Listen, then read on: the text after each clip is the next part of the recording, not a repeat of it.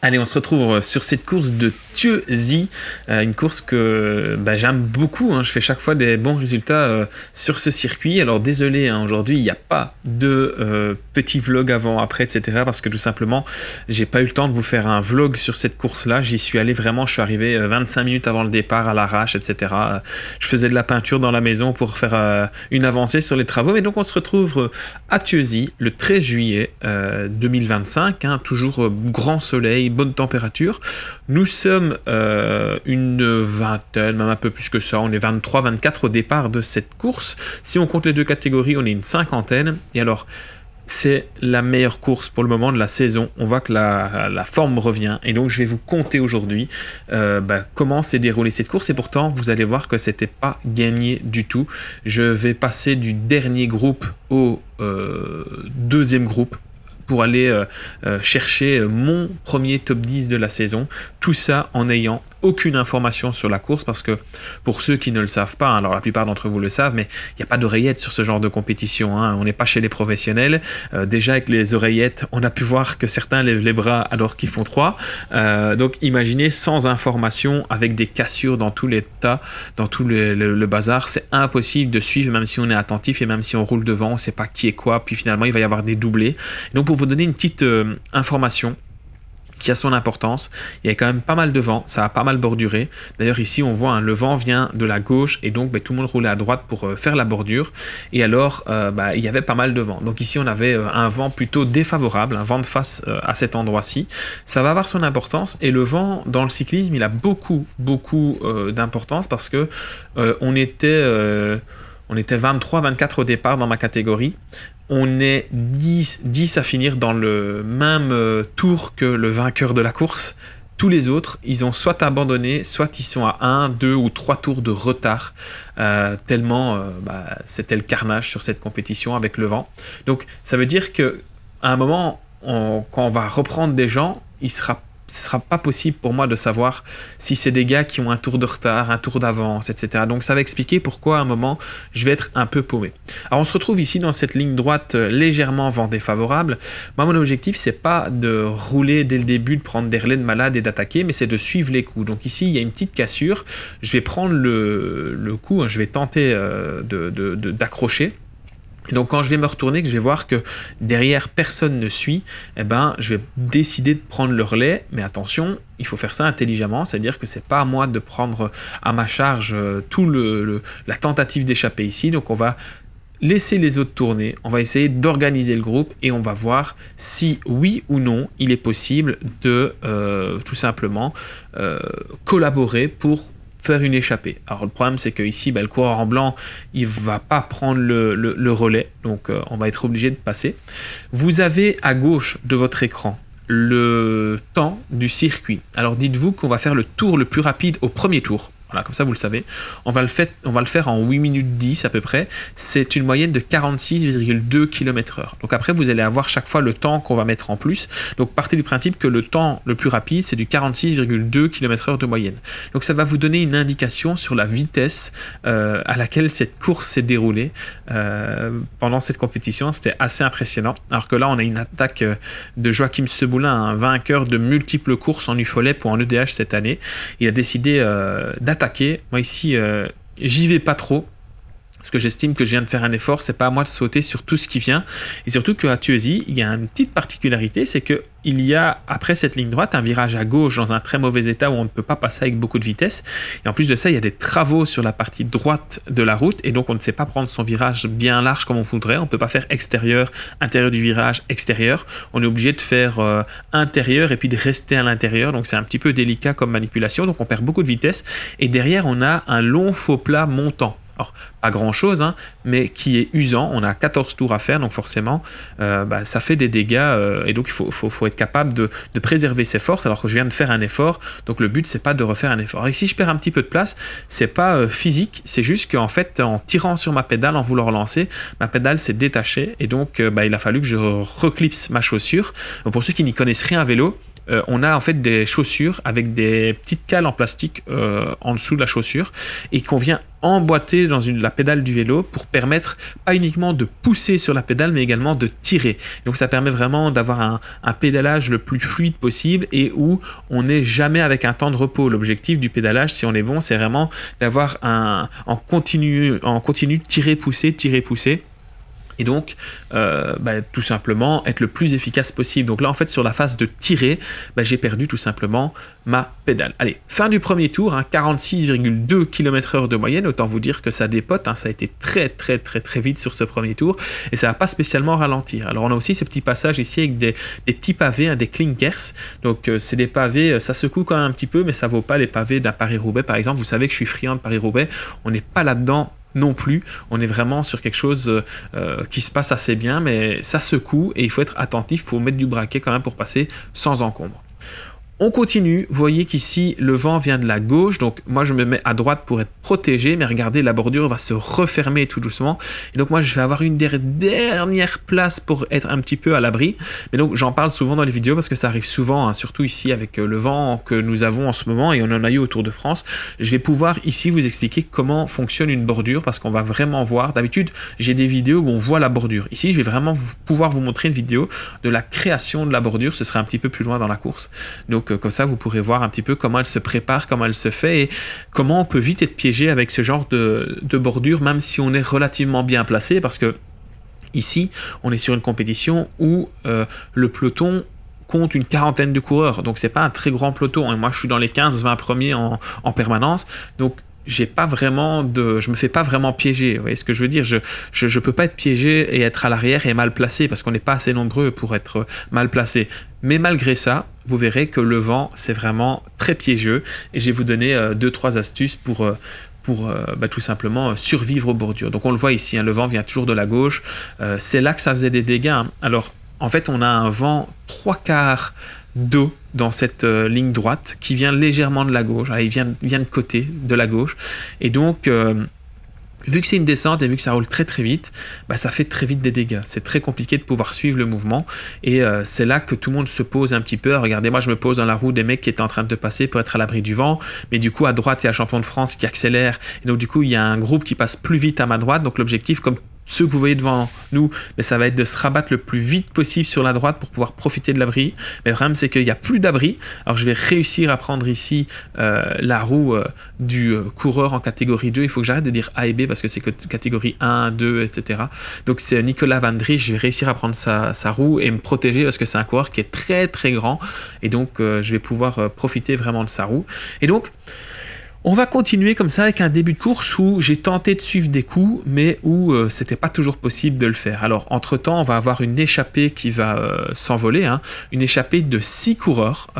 Voilà, je vais pas être capable de suivre tout simplement parce que ça roule très vite, on roule au-dessus de 45 km/h. Début de course, pour moi, c'est toujours compliqué, je bosse ça à l'entraînement. D'ailleurs ici, la semaine du 21 juillet, je vais rentrer dans un cycle PMA qui devrait me permettre de m'accrocher plus sur ce genre de compétition où le départ sont très rapides et il faut mettre tout de suite des gros watts presque à PMA. Donc on va avoir une échappée qui va partir. Ils vont être 6 coureurs à s'échapper dans ma catégorie, et dans la catégorie des 2, ils vont être 5. Donc on va se retrouver avec un groupe de 11 coureurs à l'avant, et ces 11 coureurs donc qui vont partir vers leurs meilleures aventures possibles. Ils vont tenter de prendre le maximum d'avance. Moi, voyant qu'il y a cette échappée, je décide tout de même de rouler un petit peu. Alors dans cette bosse, le vent vient de la droite, donc je me mets à droite pour protéger le maximum de coureurs possible, parce que mon objectif, comme d'habitude, surtout dans le premier tiers de course, c'est pas de lâcher tout le monde et de faire un solo ou d'user le maximum de personnes et de faire un solo de 60 km. Ça, c'est pas possible. L'objectif, c'est de rouler, d'organiser le groupe pour qu'on soit le maximum à prendre des relais et réussir à rentrer sur l'échappée qui est à l'avant. Donc moi, ici, pour des questions de facilité, je vais parler de la course de la catégorie 1. Donc nous avons pour le moment 6 coureurs en tête. Dans ces 6 coureurs, nous avons Mathis Philips, Mauro Verleyen, Jens Ellings, Indy Van Damme, Thomas Crombé et Maxime Stevenart. Donc c'est les 6 coureurs qui composent l'échappée et que l'on a à vue, c'est-à-dire qu'on les voit. Donc on s'inquiète pas trop pour le moment parce que le peloton est quand même assez réactif, on roule quand même bien, on va maintenir une vitesse qui est quand même assez rapide, Donc pour le moment, pas trop d'inquiétude. En plus, ça s'attaque pas trop. Voilà, c'est mieux qu'un peloton reste organisé. C'est-à-dire que quand vous êtes dans un peloton comme ça et qu'il y a une échappée, soit le peloton s'organise, il y a une équipe qui roule, ou il y a des coureurs individuels qui se mettent à rouler, et donc on maintient l'échappée à une certaine distance, soit ça ne s'organise pas, et par contre ça met des attaques en permanence, et donc ça flingue un petit peu le groupe. C'est-à-dire que tout le monde se met à se mettre sur ses gardes, tout le monde se dit tiens, est-ce que je vais vraiment me mettre à rouler si c'est pour derrière me prendre un contre en haut de la bosse.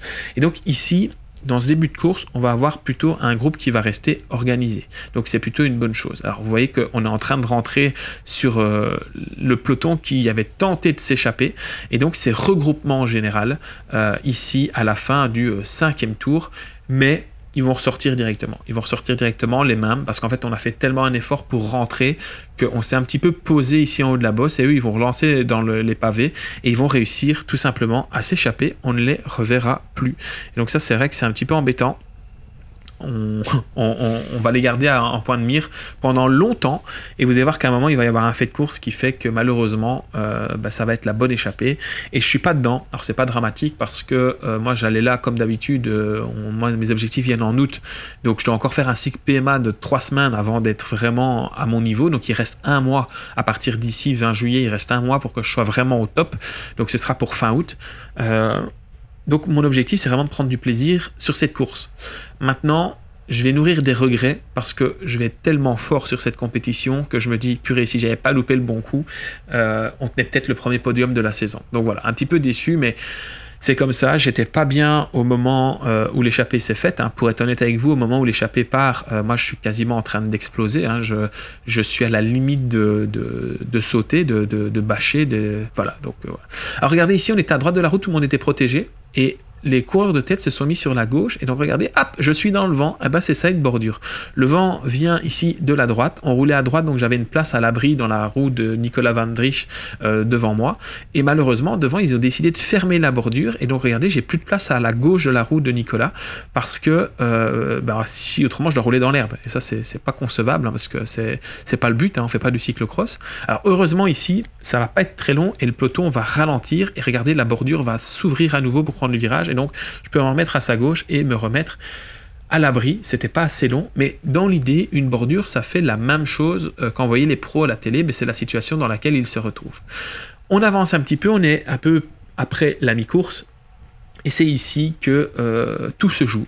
Regardez-moi ça, 35 km/h, certes vent défavorable, mais là où on roulait à presque 50 km/h avant, c'est ce qu'appellerait mon ami Vintador, qui est sur Twitch, il dirait enterrement de première classe. Ouais, on a affaire à un enterrement de première classe, les amis. On a 6 coureurs devant, et derrière, tout le monde s'arrête de rouler. En fait, on est dans une situation où, regardez, tout le monde fait ses étirements, on est dans une situation où tout le monde s'arrête. Plus personne ne veut rouler, parce qu'on comprend bien que malgré les efforts qu'on a fournis, l'échappée, on les a gardés en point de mire, mais on n'arrive pas à rentrer. Et donc tout le monde commence à cogiter chez tout le monde se dit on rentrera pas. Et peut-être que si on avait continué à rouler, on aurait fini par rentrer, parce que devant l'échappée, ils faiblissent aussi. Mais là, tout simplement, ça s'arrête. Donc enterrement de première classe, finalement ça va s'attaquer, donc on va retrouver une vitesse de 45-50 km/h, mais c'est trop tard. En fait, on a fait plusieurs kilomètres à 34 km/h, ça a permis à l'échappée de prendre des minutes d'avance à ce moment-là, et puis derrière ça, on va juste avoir un groupe qui soit ne roule pas, soit on va avoir des coureurs qui vont se mettre à attaquer. Et donc ça, c'est très embêtant. Alors dans la bosse ici, on continue à maintenir le rythme, mais vous voyez bien que on est loin de se mettre à fond, et on a perdu beaucoup de temps sur l'échappée. Donc juste sur ce tour où on a ralenti, on a perdu déjà 2 minutes 30 sur l'échappée. C'est énorme, 2 minutes 30 à mi-course. Vous ne pouvez plus rentrer, c'est pas possible, c'est terminé. Donc bravo aux 6 coureurs qui sont partis. Voilà, moi c'est tout ce que je sais à ce moment-là. Je sais qu'il y a une échappée. Alors là, je sais qu'ils sont 6 parce que j'ai vu le classement, mais moi je sais pas combien ils sont à ce moment-là. Donc je sais pas s'il y a un groupe de 10. En fait, j'en sais rien si je suis dans le peloton ou si je suis dans un groupe d'attardés. Enfin, j'en sais rien. Alors ici, on a tout simplement Vincent qui explose un petit peu dans la bosse. Donc là où les courses précédentes, quand j'avais pas encore fait d'exercice d'intensité, que ce soit du sweet spot, de la FTP ou de la PMA, j'arrivais pas à rentrer. Là ici, vous pouvez voir que j'arrive quand même à pas exploser, et je vais revenir sur le groupe de devant. Donc à ce moment-là, je sais pas ce qui va se passer. Je vais rentrer dans une espèce de transhumanité, un peu comme Pogacar. Hein, là. Ça veut dire que je ne sens plus les pédales. Il n'y a plus rien qui me fait mal là. Là, je peux pousser des watts et des watts. Il ne peut plus rien m'arriver. Je le sens quand même très bien parce que je vais me retrouver dans un groupe où quand je prends des relais, les mecs me regardent en disant je peux pas passer. Les mecs me regardent en disant faut ralentir. Les mecs n'arrivent pas à suivre. Je suis obligé de les attendre. Je me dis ouf, alors que je baisse pas la vitesse. On va continuer à rouler à 40-45 km/h et il y a très peu de gars qui vont être capables de relayer. Donc là, je vais rentrer dans une espèce de flow. Alors le flow, je vous en ai déjà parlé dans la vidéo sur la préparation mentale. C'est une espèce d'état psychologique où c'est facile, où tout est facile. Donc ça arrive très rarement sur une saison, parfois ça n'arrive même pas pendant plusieurs mois, voire années, et donc je vais rentrer dans une espèce de flow où tout est facile, je suis hyper lucide, etc. Donc je vais demander de l'eau ici, je vais lancer mon bidon à Michel qui faisait le podium ce jour-là. Donc hop, Michel va prendre mon bidon, il va m'en donner un dans quelques kilomètres et ça va avoir son importance. Alors moi je suis là encore une fois, enterrement de première classe, je regarde, ça roule pas trop. Donc je me dis bon, on va voir un petit peu, on va se mettre à rouler pour voir comment ça réagit. Et donc je vais commencer à prendre des relais. Moi mon objectif là c'est de faire rouler le groupe. C'est plus de là mon objectif c'est plus de revenir devant hein, parce que ils sont trop loin. Je sais pas exactement à combien de temps ils sont pendant la course, mais on ne les voit plus. Je sais qu'ils sont loin. Je me dis bon c'est peine perdue. En réalité ils sont à plus ou moins à 3 minutes de nous là, donc c'est énorme. Hein, 3 minutes c'est très loin. Donc mon objectif, c'est juste de rouler pour voir qui reste dans les roues, qui a du mal à suivre, qui, lors des accélérations, pédale avec les oreilles, qui a encore du jus et roule, qui, quand on va s'arrêter de rouler, va essayer de mettre un taquet pour prendre l'échappée. Voilà, c'est à toutes ces questions que j'ai besoin de réponses et c'est pour ça que je me mets à rouler. Alors vous voyez, je me mets à rouler, ça va vite, hein, plus vite que si on ne roulait pas, mais je reste quand même à 170 battements par minute, donc c'est quand même 10 pulses en dessous de mon seuil, donc je suis dans la gestion. Voilà, je suis dans la gestion, je vois quand même qu'il n'y a pas grand monde qui me relaie, ici vent défavorable, finalement je vais être relayé par des coureurs. Alors je vais être relayé par Morgan Moore qui est ici devant, on reparlera de lui plus tard dans la course, et je vais être relayé par un coureur qui semblait cuit mais qui ne l'est pas totalement, parce qu'en fait si je crois qu'il était cuit, mais c'est un coureur qui a à cœur de faire son travail, et voilà, il n'est pas en train de faire le rat dans les roues. C'est Vincent Lanois qui était presque à bloc mais qui a quand même passé ses relais comme il pouvait. Donc on continue à organiser le groupe.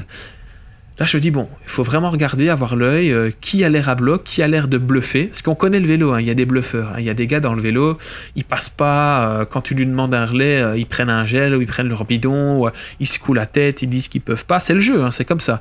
Mais donc, c'est-à-dire qu'il faut être malin, il faut pas se mettre à 100%, surtout qu'il y a la bosse qui arrive et que, moi, la bosse, ça va être un endroit un petit peu crucial, parce que après avoir fait un effort comme ça au seuil, il faut pas que je me prenne un contre, parce qu'autrement, ça peut vite être terminé.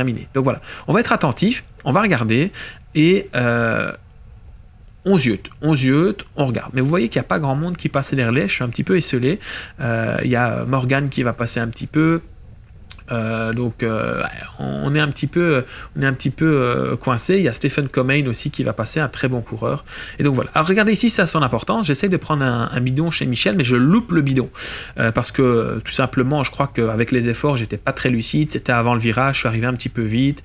Voilà. Donc je vous remets le tour d'après, un tour plus loin, parce que le fait d'avoir raté un bidon, ça va avoir son importance. Alors là, il y a Vincent qui explose à nouveau dans le haut de la bosse, donc je suis obligé d'essayer de revenir. Mais là, je temporise. Donc voilà, là ça, en fait, ça explose partout. Hein. Là, il n'y a plus de peloton. Il y a des groupes dans tous les sens, les amis.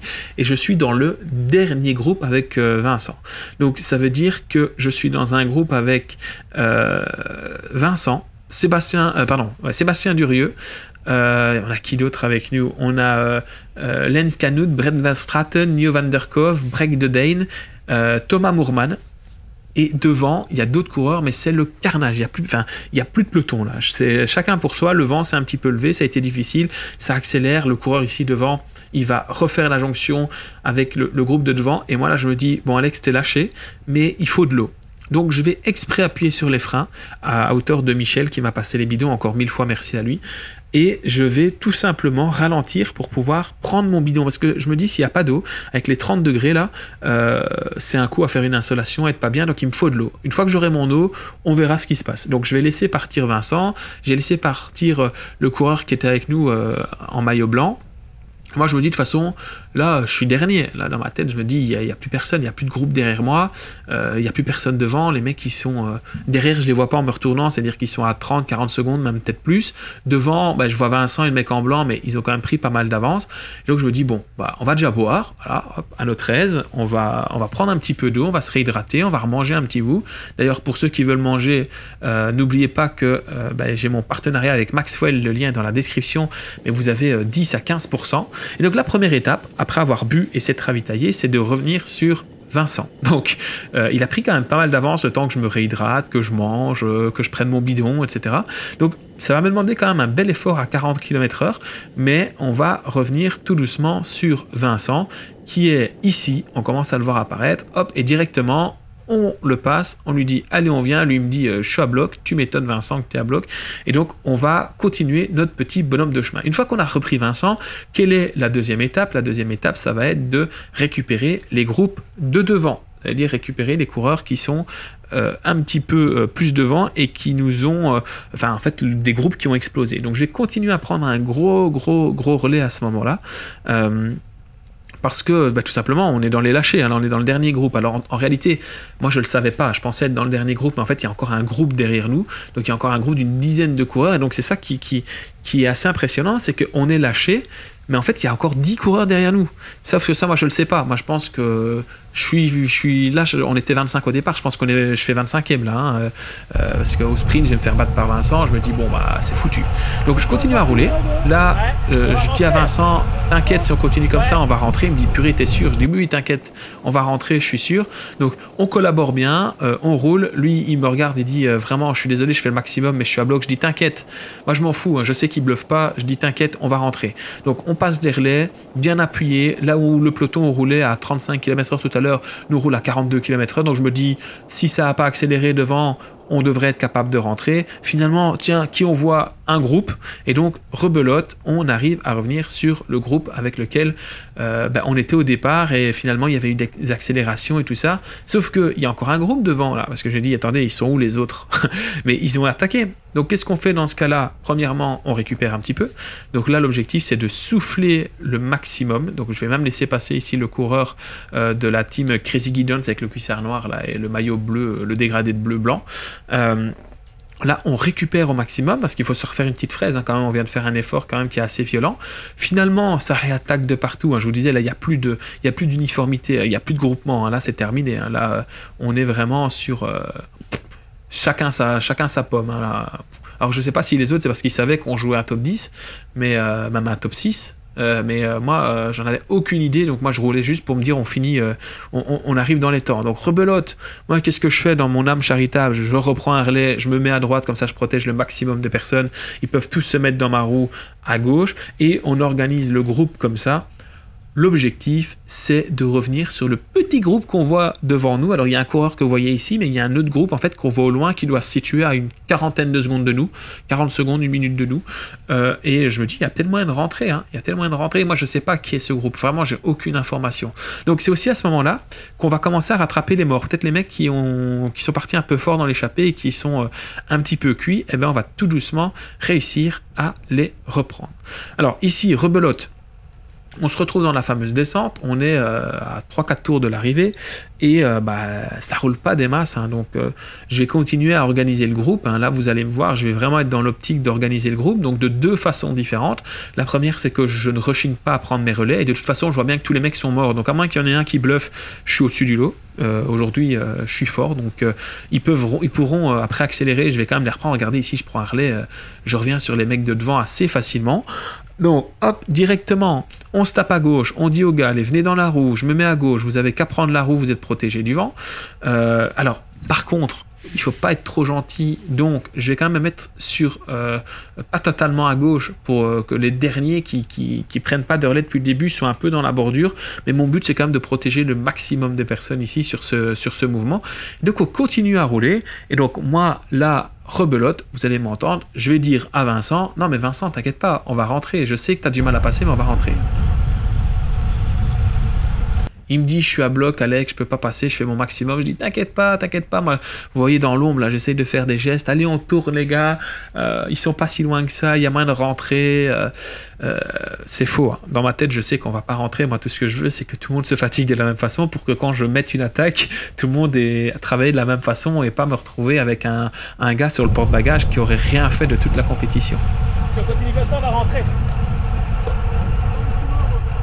Donc rebelote, hein, je parle à Vincent, je lui dis écoute, on va revenir, on va rentrer, mais à chaque fois, regardez 20 km/h, ça stagne un petit peu, ça se regarde, ça joue un petit peu au plus malin, vous voyez ce que je veux dire? C'est là en mode, on est quand même en fin de course, faut pas trop en faire. Donc on se retrouve encore dans cette bosse où, et ça roule quand même, hein, on est à 400 watts, hein, 350, 400 watts en permanence, hein, donc même 500, 600 watts, ça prend des gros relais, hein, on faiblit pas des masses. Et grosso modo, toute cette fin de course ressemble un petit peu. Donc je vais accélérer. Ça veut dire que je prends des relais et les mecs suivent ma roue. Et moi, à un moment, je me dis, là, j'étais quand même très confiant. Parce que je pense que si je ne me sentais pas fort et aussi confiant, je ne passe pas autant de relais. Ça, c'est un peu le problème. En fait, dans le vélo, quand vous êtes en forme, vous ne devez pas rouler. Et quand vous n'êtes pas en forme, vous ne devez pas rouler non plus. En gros, vous ne devez jamais rouler. C'est l'objectif. Mais moi, là, j'étais en forme et j'ai roulé. Mais j'étais très confiant. J'étais là en mode, il ne peut rien m'arriver de toute façon. Ils sont tous plus mauvais que moi aujourd'hui. C'est assez rare. Donc, profitons-en. On se retrouve à nouveau ici.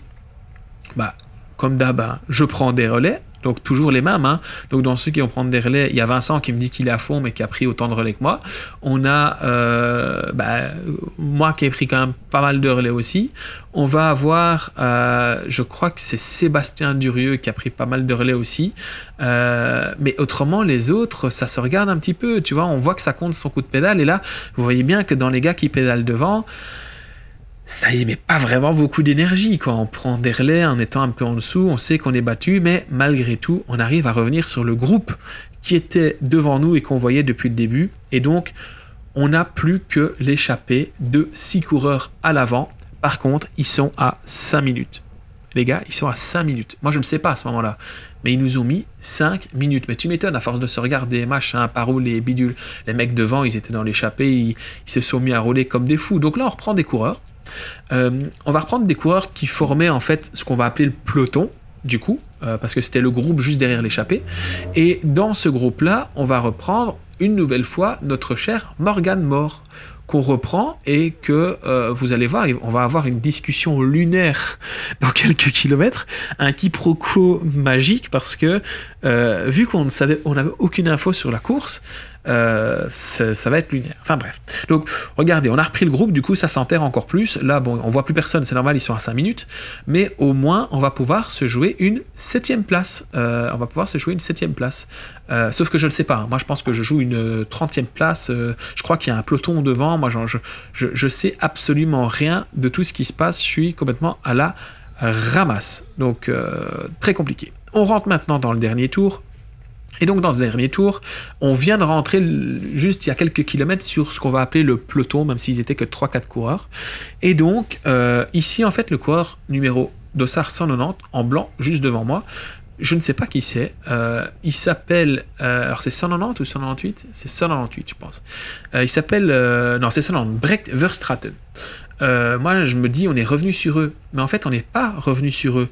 Les mecs ont un tour de retard, sauf que je le sais pas. Je le sais pas, moi j'ai aucune idée de qui a des tours de retard, d'avance, etc. Donc il y a quand même un coureur qui attaque. Le coureur qui attaque, c'est Morgan Mort. Et donc, encore une fois, moi je vais sortir, je me retourne, personne ne me suit. Donc je me dis, bah allez alors, c'est bon, let's go, on va revenir sur le coureur de devant, sur Morgan. Enfin Morgan, je sais pas comment on prononce ton prénom, je suis désolé, on va dire Morgan, mais il y a peut-être une erreur de prononciation. Mais donc, je vais revenir sur lui, et on est parti, hein, on se retrouve à deux. On se retrouve à deux, et on ne peut que s'entendre, parce que lui, il joue dans la catégorie 2, moi je suis dans la catégorie 1. Donc, en fait, on est dans 2 courses séparées, donc on a plutôt intérêt à s'entendre pour lâcher, que lui lâche les coureurs qui sont derrière nous en catégorie 2, et que moi, je lâche les coureurs de la catégorie 1 qui sont derrière nous. Les deux.